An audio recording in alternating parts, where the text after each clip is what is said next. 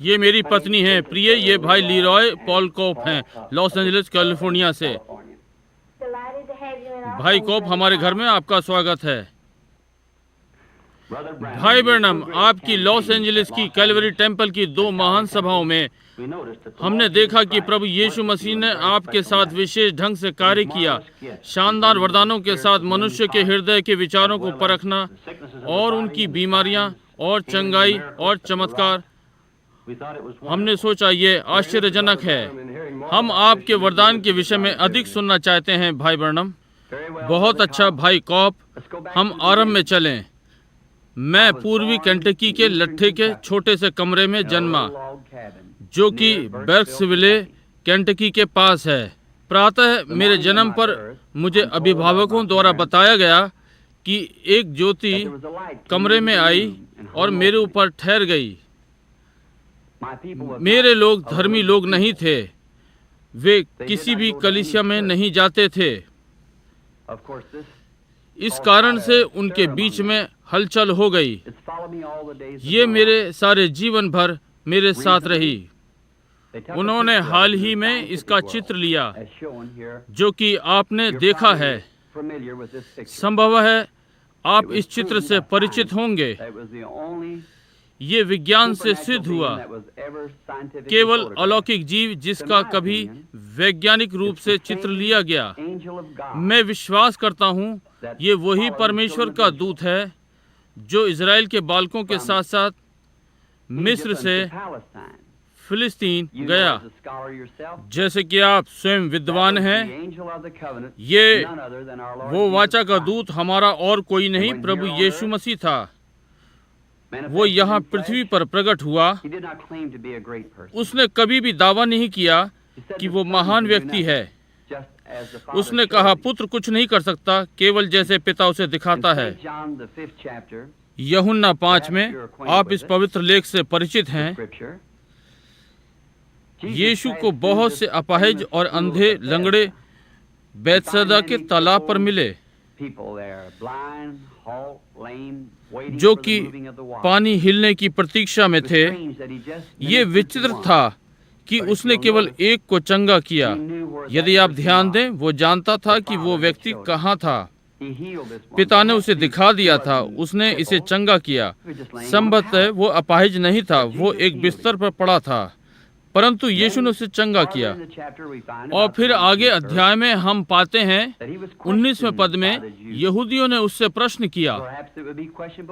हम आज प्रश्न कर सकते हैं क्योंकि परमेश्वर उन सारे लंगड़ों और अंधों लोगों को छोड़ गया और उन सब को चंगा नहीं किया, परंतु मैं यहाँ उसके वचन का उल्लेख करूंगा। उसने कहा, मैं तुमसे सच सच कहता हूँ कि पुत्र स्वयं से कुछ नहीं कर सकता, परंतु जो पिता को करते देखता है उसे पुत्र उसी प्रकार से करता है।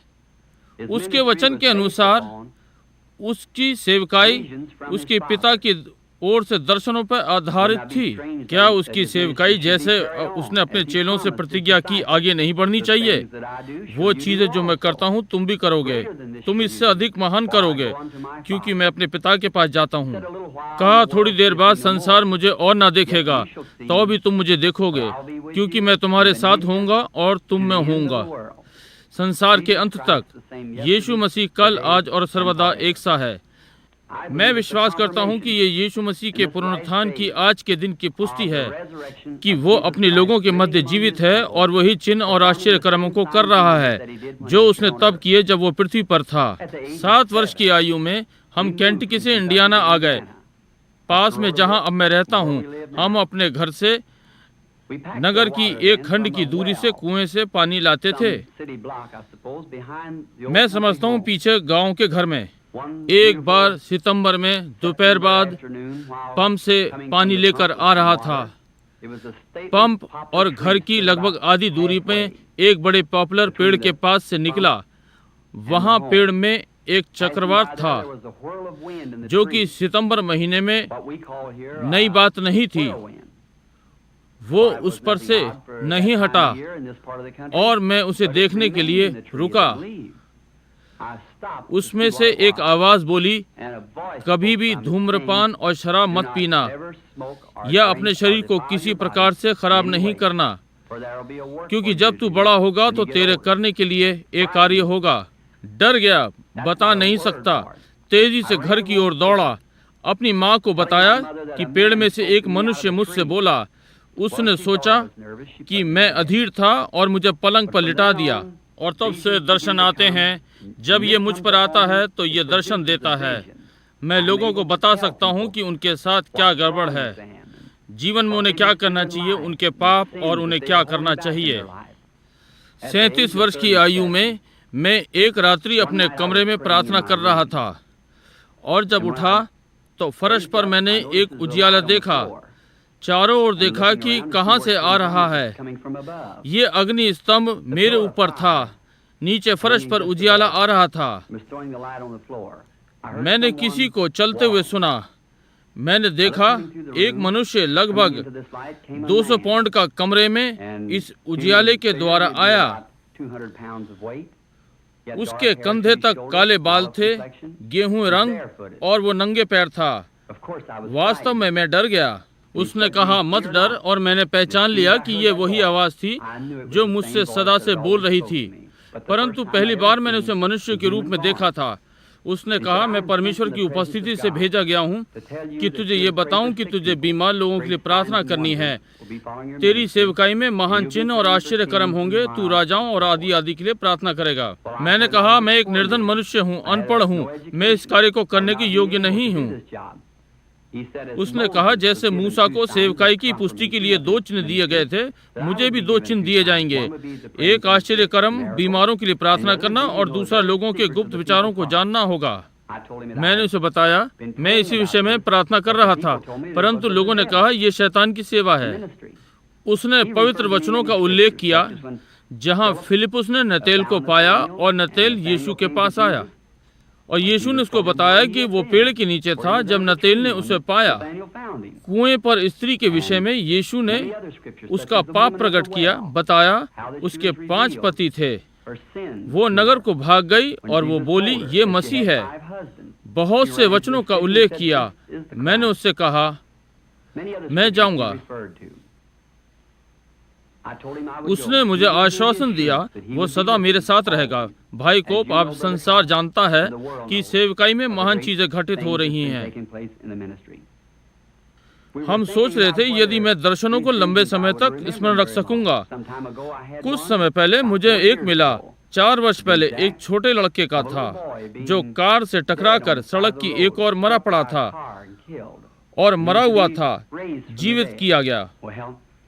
मैंने इस भविष्यवाणी के विषय में संयुक्त राज्य और कनाडा में सबको बताया था, और उन्होंने इसे अपनी बाइबलों में लिखा था कि यह घटित होगा। एक दिन जबकि हमारा अभियान स्कैंडिनेवियन देशों में था, हम कोपियो से फिनलैंड में आए, नीचे की ओर। वहाँ लोगों का झुंड सड़क की एक ओर इकट्ठा था, वहाँ मंडरा रहे थे। हम देखने पहुंचे।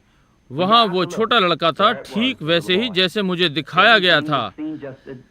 मैंने भाई मूर से कहा, अपनी बाइबल में देखो और देखो कहीं ये वो दृश्य तो नहीं। उन्होंने कहा, हाँ। मैंने घुटने टेके और प्रभु यीशु से उसके वचन को पुष्टि करने को कहा जो मुझे दर्शाया गया था घटित होगा। हमारे प्रभु के द्वारा वो लड़का फिर से जीवन में वापस लाया गया। आज वो जीवित है। भाई कॉप, ये थोड़ी सी चीजें हैं जो हमारा प्रभु यीशु आज की सेवकाई में कर रहा है, जो उसने मुझे दी हैं।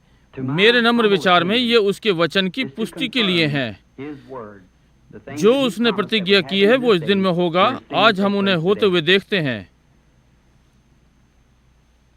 भाई कोप, इजराइल में अभियान के लिए मैं अपने प्रभु की सेवा इजराइल में करने के लिए आनंदित होऊंगा। मैं विश्वास करता हूं कि मेरी सेवका यहूदियों पर प्रभाव डालेगी, क्योंकि जैसा वचन कहता है, यहूदी चिन्ह खोजते हैं, यूनानी बुद्धि।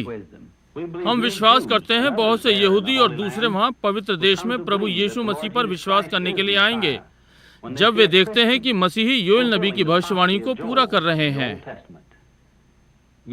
हाँ भाई कोप, मैं निश्चित हूँ कि आप पुराने नियम से योएल 2:28 का उल्लेख कर रहे हैं। कैसे उसने भविष्यवाणी की है, अंतिम दिनों में वो अपना आत्मा सब प्राणियों पर उंडेलेगा। पुत्र और पुत्रियां भविष्यवाणी करेंगे, बूढ़े स्वप्न देखेंगे, जवान दर्शन देखेंगे। भाई ब्रनम, अभी के लिए हमें अलविदा कहना है। ये आनंद में रहा। परमेश्वर ने चाहा हम आपको आने वाले 2-1 दिन में शिकागो में फिर से मिलेंगे। सज्जनों, आज रात्रि आप लोगों को अपने घर में पाकर प्रसन्नता हुई। हम शिकागो की सभाओं में मिलने के लिए प्रार्थना करेंगे और परमेश्वर के अनुग्रह से मैं आपसे वहां मिलने की आशा करता हूं। क्या आप चाय लेंगे? धन्यवाद बहन ब्रनम, ये अच्छा रहेगा। धन्यवाद, धन्यवाद, धन्यवाद प्रिय।